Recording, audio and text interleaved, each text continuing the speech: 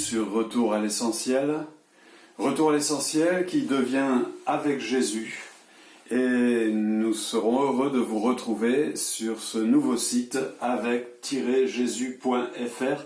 N'oubliez pas le tiret. Nous sommes le mardi 5 mai. Nous entrons dans la 8e semaine de confinement. Et c'est aujourd'hui le 50e jour. Comment allez-vous ? Au programme cette semaine, Samuel Saez. Avec son épouse Sylvie, ils servent le Seigneur à Narbonne, dans l'Aude. Ils nous parlent des choses simples de la vie, qui sont essentielles. Nous avons rencontré également Joëlle. Joëlle est infirmière à Mulhouse. Et elle nous dira ce qu'elle a vécu, surtout quand l'essentiel n'a pas été réglé.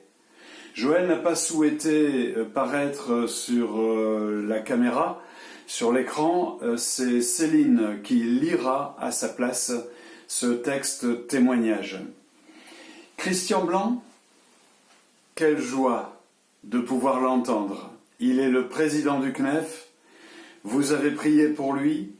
Pendant 4 semaines, il a été hospitalisé. Le virus l'a frappé dans sa forme la plus sévère, 3 semaines de coma artificiel, et il vous dira « il ne me restait plus que l'essentiel ».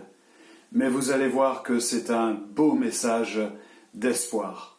Bonne écoute et à la semaine prochaine. Tout ce qui est grand démarre simplement. Les grands projets naissent d'une simple idée, les grands édifices commencent par une simple réflexion et nous avons tendance à regarder ce qui frappe les yeux, mais Dieu rappelle au prophète Samuel que lui regarde au cœur. C'est peut-être simple, mais c'est essentiel. Et Jésus également va nous rappeler que les grandes choses de notre vie, ce qui a de la valeur, ce qui est essentiel et important pour nous également se trouve dans les choses simples de la vie. Dans l'évangile de Matthieu, au chapitre 22 et au verset 36, Jésus dit que le plus grand commandement est celui-ci: tu aimeras ton Dieu de tout ton cœur, de toute ton âme et de toute ta pensée. C'est le premier et le plus grand commandement. Et voici le second qui lui est semblable: tu aimeras ton prochain comme toi-même. De ces 2 commandements dépendent toute la loi et les prophètes. Le contexte est celui-ci. Des hommes religieux avaient l'habitude de venir poser des questions à Jésus pour le piéger.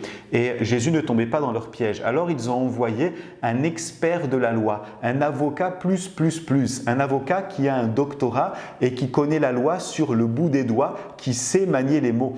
Il a en face de lui Jésus qui n'a pas étudié, qui au premier abord ne connaît pas la loi puisqu'il n'a pas été à l'école rabbinique. Un méga avocat qui vient. Et vous savez, les avocats ont toujours cette tendance à vouloir vous orienter là où ils veulent. Ils connaissent les réponses, mais cependant, ils posent des questions. Et la question qui était posée à Jésus est celle-ci: quel est le plus grand commandement? C'est quoi le plus important? Quel est l'essentiel? Et le mot grand ici, c'est le mot méga en grec, qui a donné le mot que nous utilisons dans notre langue française. Imaginez le champion qui arrive avec sa meilleure question, il est bien préparé, il a bien réfléchi avec sa méga question. Et comment ça peut être impressionnant? Rappelez-vous le professeur qui à l'école posait des questions et parfois on cherchait à savoir où était le piège. On était impressionné, mais Jésus lui ne se laisse pas impressionner parce que même si il n'a pas étudié à l'école rabbinique, Jésus est Dieu et il sait tout mieux que personne. D'ailleurs, il va répondre par cette simple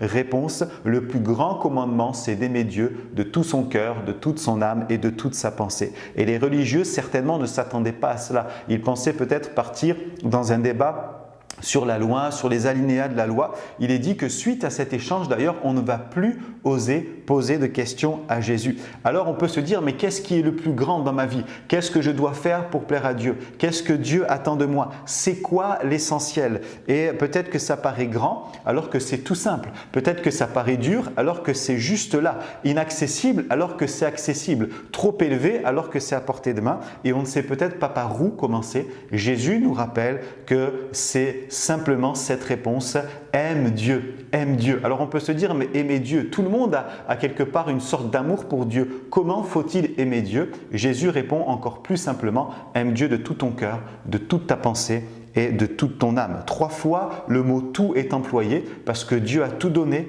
Jésus a tout donné également, il s'est donné lui-même et le Saint-Esprit nous conduit dans toute la vérité.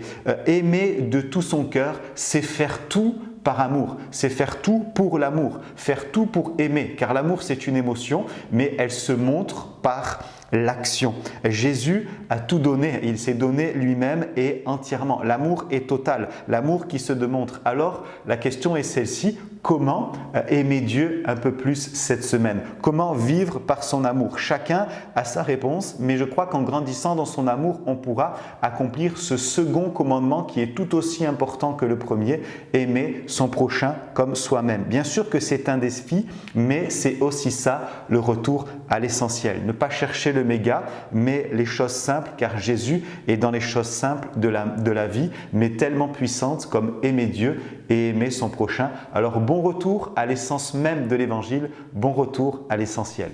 Bonjour à tous, je vais vous lire le témoignage d'une soignante, Joëlle, qui vit en Alsace et qui a travaillé auprès des malades du Covid. Voici ce qu'elle dit. Très sollicitée et au cœur même de cette crise sanitaire, je souhaiterais partager avec vous le fait qu'il est terrible de devoir gérer une urgence quand l'important n'a pas été réglé. J'ai vu des patients pris par l'angoisse de la mort avec un état respiratoire qui s'aggrave brutalement. Certains avaient la possibilité d'aller en réanimation, d'autres n'ont pas eu cette deuxième chance, car le traitement en réanimation représentait un risque trop élevé. Dans ce contexte, j'ai vécu un désastre humain où la mort l'emportait bien trop de fois. Le désarroi était audible et visible. J'ai accueilli des familles effondrées, terrassées, angoissées. J'ai ressenti l'agitation provoquée par le vide et le néant d'une vie perdue qui s'arrête. C'est particulièrement horrible de devoir gérer l'urgence vitale en voyant que l'important n'a pas été décidé, ni choisi, ni réglé. C'est le désespoir le plus total. Je crois que cette crise sanitaire a surtout révélé une crise spirituelle. Tellement de nos semblables n'ont pas d'espérance. Il est si important d'avoir pris le temps de monter dans l'arche de Noé. Il y a bien un plan de salut en Christ qu'il nous faut décider de croire, sans attendre. Ce retour à l'essentiel, c'est être prêt à la rencontre de son Dieu.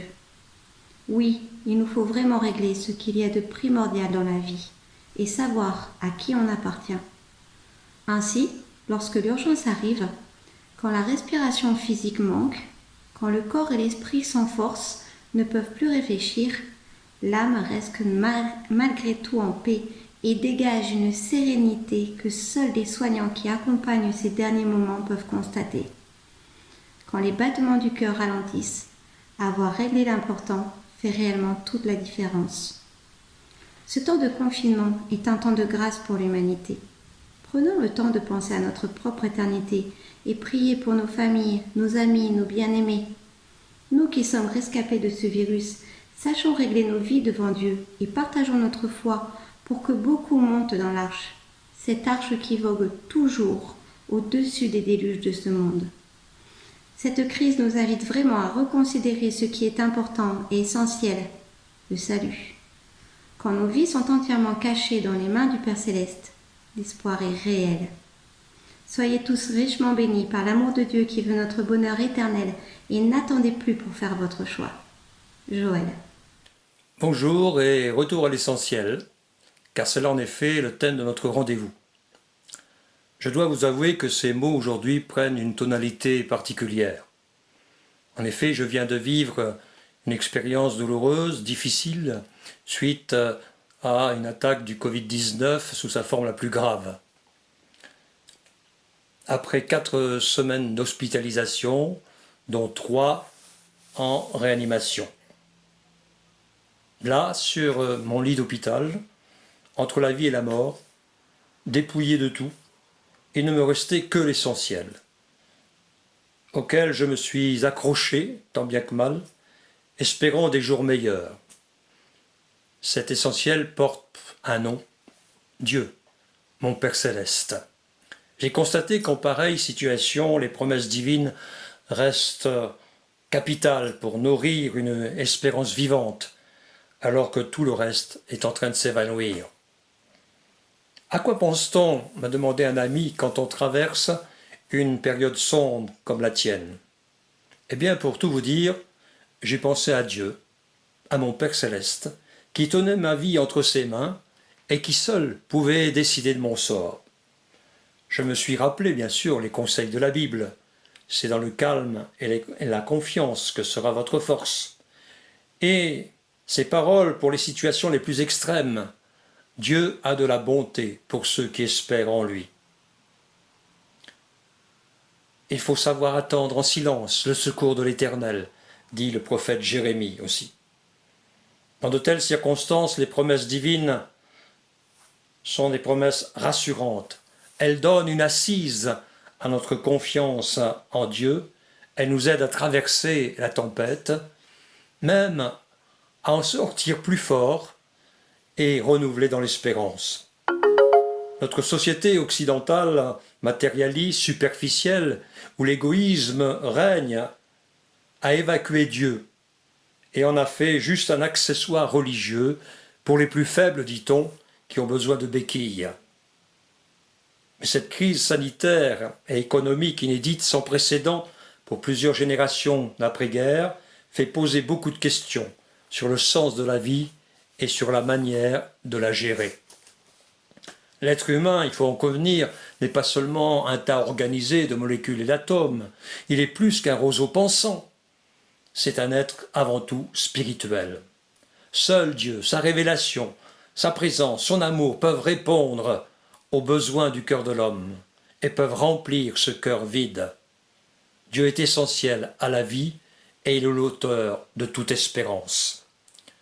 J'ose penser que suite à cette pandémie, beaucoup réfléchiront pour écarter ce qui est superficiel et fixer désormais toute leur attention sur ce qui est essentiel à la vie, c'est-à-dire une relation retrouvée avec Dieu, un attachement à sa parole puissante, source de consolation et d'espérance.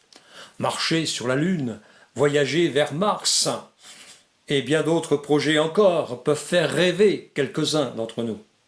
Mais l'espérance par excellence porte un nom, Jésus-Christ.